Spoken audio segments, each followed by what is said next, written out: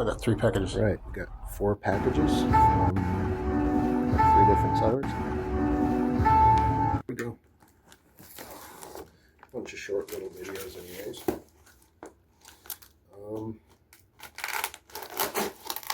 This is a walnut barrel. I'm going to be building some guitars and different things.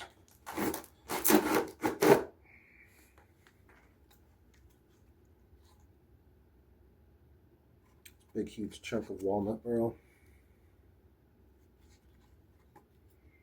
No, I don't think I will be making this. All cracked up on that side. So it had a tough ride. It's really hard to gauge what out of some pictures, but I don't know. I think that would be good if you stabilized it. But I don't know. Definitely not guitar wood.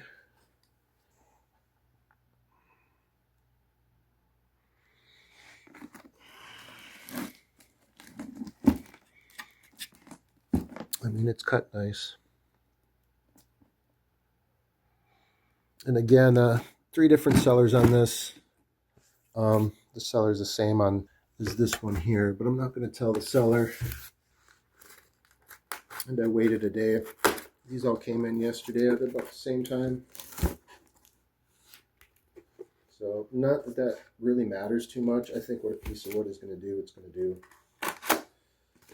And after you've already traveled 1,000 miles with something, anything made out of wood, I mean, changes.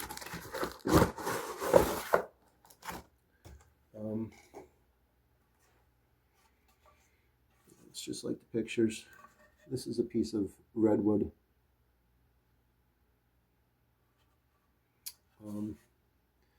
And it is pretty exquisite, pretty nice, exactly what I expected. Pretty courtesan.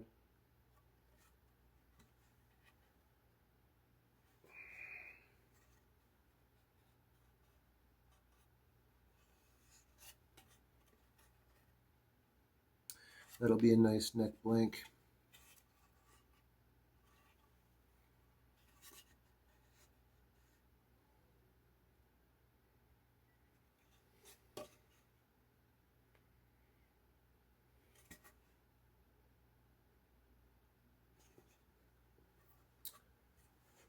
Get a shot of it with the front camera.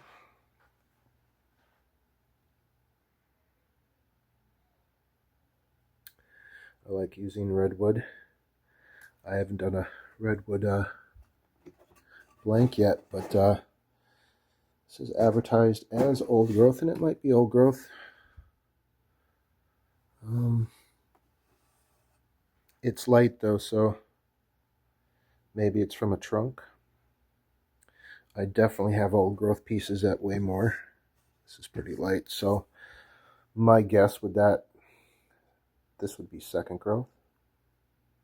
But oh well, maybe it is kind of old growth. The grain certainly says that it's old growth. If you look at it, it's just tight. Right.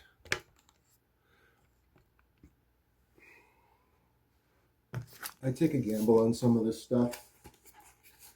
Some of this stuff isn't a gamble. Like I'm pretty sure this piece is going to be very nice. I don't have no problems with it. Never do.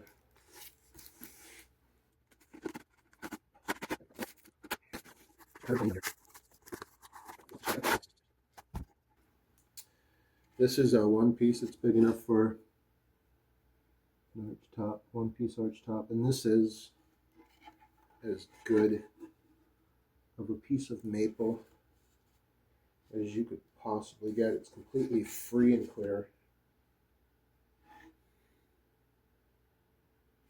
It's flat sawn, which is appropriate. We'll get a picture of this.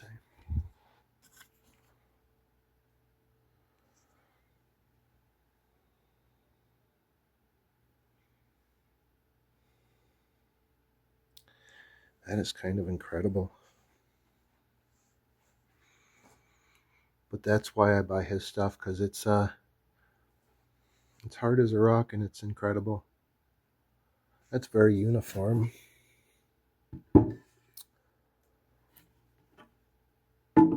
This will make an excellent, excellent, excellent top.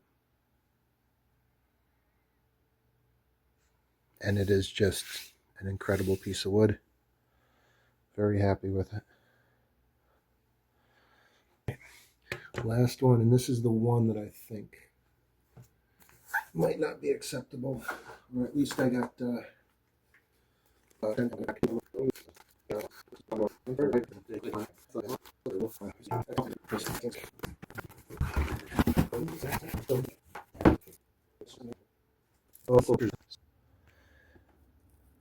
but there wasn't that picture. I mean, that would like that was an expensive. That was more expensive than the other ones. So, it's like how that is warped and curved a little bit.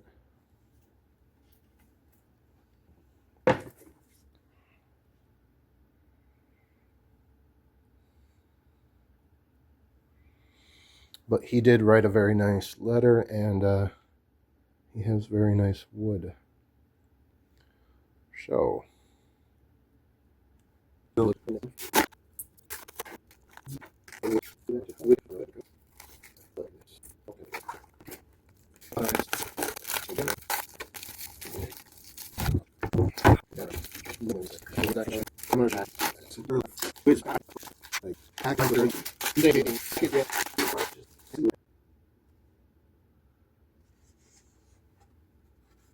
wasn't in the pictures at all. So, I mean, it's kind of what you have to do, but no other seller would go that far as to do that. Really, maybe there's a couple other sellers that would. It's very, very nice. I'm not going to wet it or put mineral spirits on it, or I just don't do that ever. Like, the second that this thing gets something on it, it will be because it's being finished, which will come at the end of the building process. This is a part that's, let's see, I didn't think about this. How am I going to show if something's warped or not?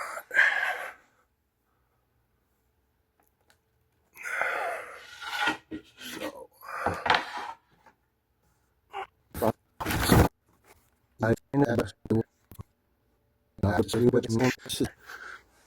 let's get a shot of this and see how it does.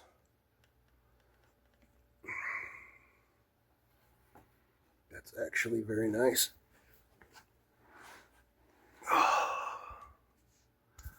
I really didn't want to have to do any work today. I would have loved to have kept this thing right in the plastic, like I kept the other stuff, but he alerted me to a slight problem. That's very, very, very nice. This would be the real test right here. And it's slightly warped, but I mean, you would almost expect that. Like, if it got worse, that would be a problem. And I told him that I keep this stuff for a long time. So this is probably 8% moisture. I'd probably keep this for as long as I could before I used it. But as far as being straight and flat, it is freaking jointed and ready to go. And I just really wish that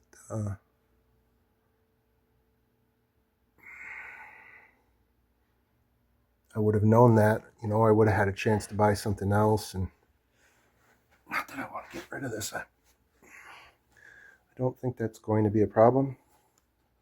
But what we will do is set some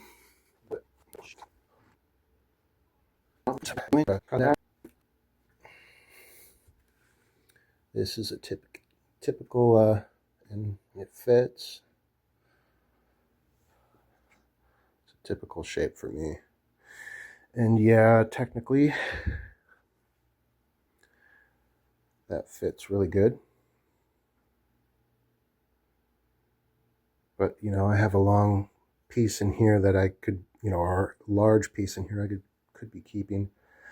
I guess it doesn't ruin too much of that. So I think it's acceptable.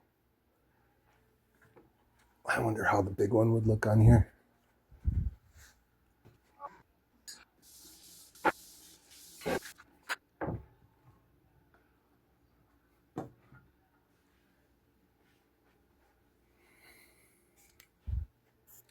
Now this thing is huge, but like it's bigger than the thing, but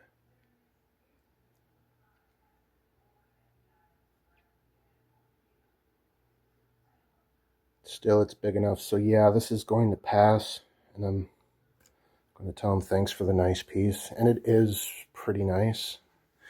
The guitars I'm going to make are going to be pretty nice too.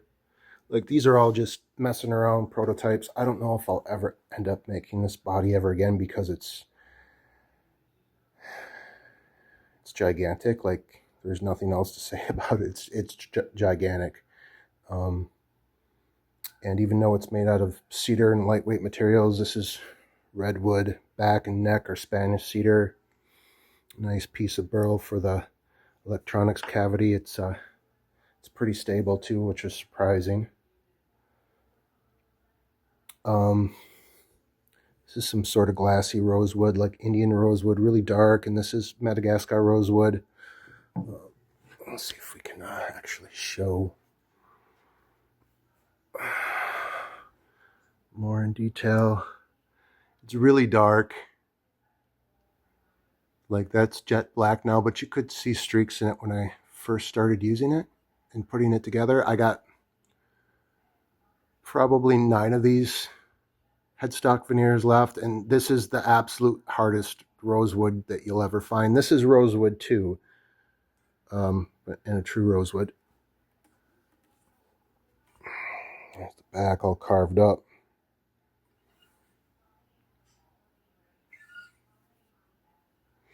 Really, I think I would sand this again. That's the strap mark from playing it a lot. I'm a player, and I build everything that I do to play. I think I would sand this again, and I would re-put a finish on it. Not to re-put, I mean, the finish is fine. It gets a coat of gun stock oil or tung oil or whatever. The headstocks are as fat and as meaty as I can make them, but I won't be making this headstock anymore. It will be it'll be actually something comparable to you know, whatever jig I can find. I got a 6-in-line jig, and these 3 on the side jigs I still have to get, but eventually I'll have all the sets and I'll be able to do whatever. Like, not that I can't do whatever, you know, but then they're just one-offs because that's what you're doing. The nuts are all finely carved. This is a bone that I cooked for my dog, gave my dog, and then I just, after a while, you get a pile of bones, and there you go. So, and you'll be seeing me make the stuff. Now I got a pile of wood like this, and what you'll see is I'll go through and I'll start making the first batch, and I don't know if we'll get to this piece anytime soon, because I think I'm going to keep it for as long as I can, but the pictures are stunning. Of course, the seller took pictures and wetted it, and I'll add the pictures in. But yeah, I don't know. I don't think that there's going to be anything wrong with using this piece. And I don't even know if that is a crack. I think it's a piece of spalt, maybe. But he said it was a crack, and he said he put CA glue on it. And yeah, it soaked in a little bit. But no, I think this is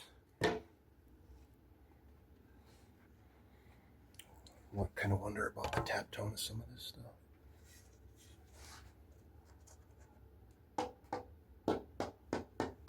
Very warm, very nice. This is kind of what I want. It is Sapele, which is a faux mahogany. It's not a real mahogany, but it's denser than mahogany, so it kind of mimics the old school stuff. The first cut generation of wood.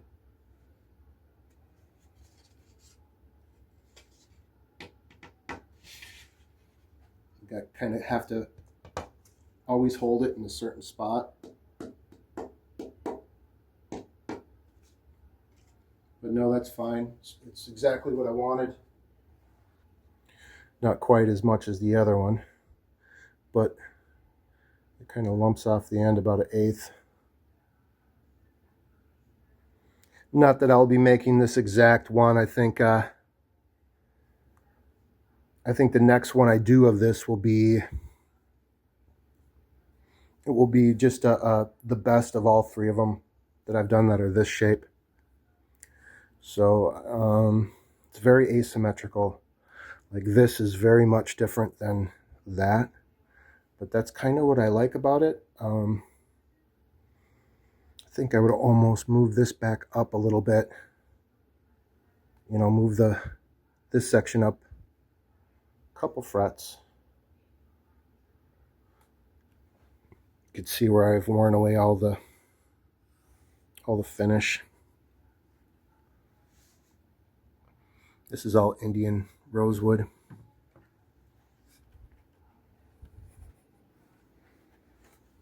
So you have a book match top that's basically something that was meant for a acoustic back, for an acoustic guitar, but I used it for a top. It's thick enough. It's very, very thick enough. You wouldn't want too much more than that. This is very heavy wood. There is a lot to it. It makes a lot of sand. It's got an Indian ebony fretboard that is literally jet black as you could possibly get. Like, I've never seen ebony as dark as this. Not even the Gabon, which I got Gabon just about as dark as this. And I got some Gabon that's like brown, solid brown. But this is literally the blackest, hardest ebony that you could possibly get. And, they're both Indian species, so, the Indian rosewood, Indian ebony, and then a Spanish cedar with a strip of granadillo, or maybe Sapele. I forget what that was, but book match back. What it was this was a body blank out of cedar. This is only a quarter sawn piece of Spanish cedar I have, unless I get a big board of it and I start cutting, So it's a 1-piece neck. It's got the DiMarzio, what are those? Eric Johnson.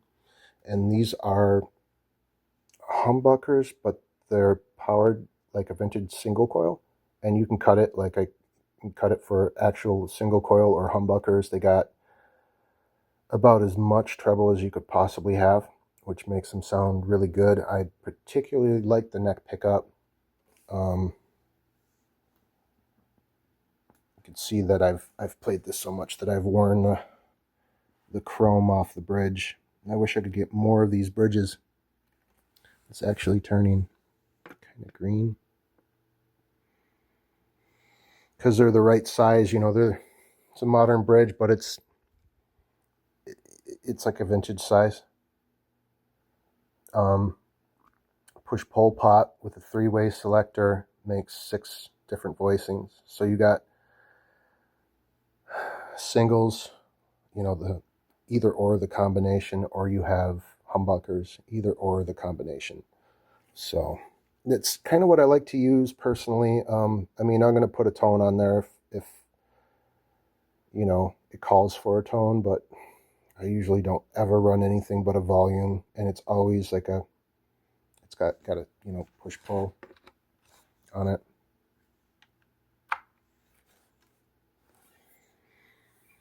The neck has been played so much, there's absolutely no finish left on the neck. It's just basically raw cedar.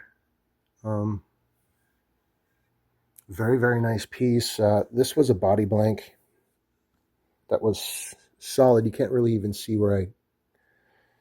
but it was glued in the middle, and I didn't like that, and I didn't like anyone else doing my gluing for me. So what I did was I re-sliced it down the middle, and I took each one of those slices, book matched them, and I made a book matched top and a book matched intersection that you can't see, but if I look really closely with this camera, you might be able to see the glue line on it.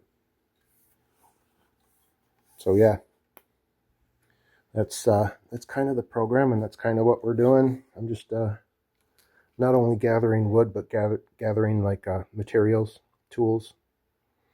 I'm going to have a different system for cutting the fret slots, and maybe we'll even get together and end up programming a CNC or building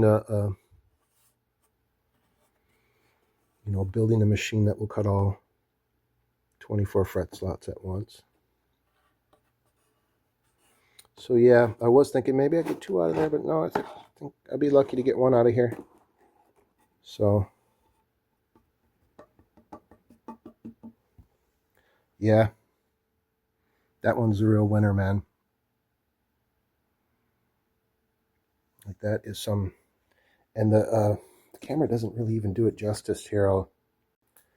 This is the ultra high definition right here. And yeah, it just does not even really do any justice.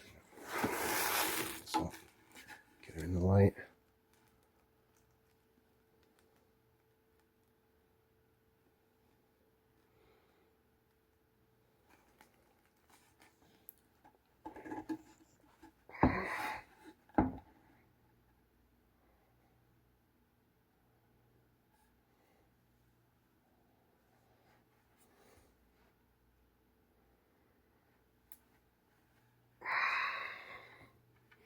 I think that's a good side. That's a good side. So when you're looking at a finish, what you want to know is what's the outside, what's the inside, what's the good part, what's the bad part, where's the fade. So this is obviously the outside. And when you look at the grain, yeah, that's the outside. And this is obviously the inside. And the figure will change. Better pieces like this will keep its figure all the way through. And pieces that aren't as good will have a good figure on one side and will fade to sometimes almost nothing on the other side. Usually not within an inch, but... And this is pretty straight.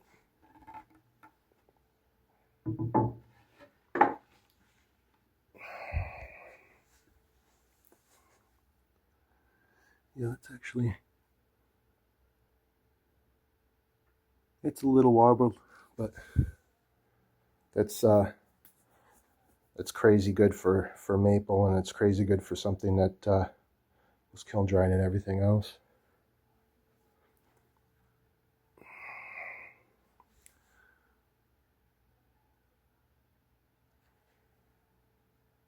When you're judging the figure on a wood too, you want to put a grid across the wood. You want repeatable patterns, for what you're doing.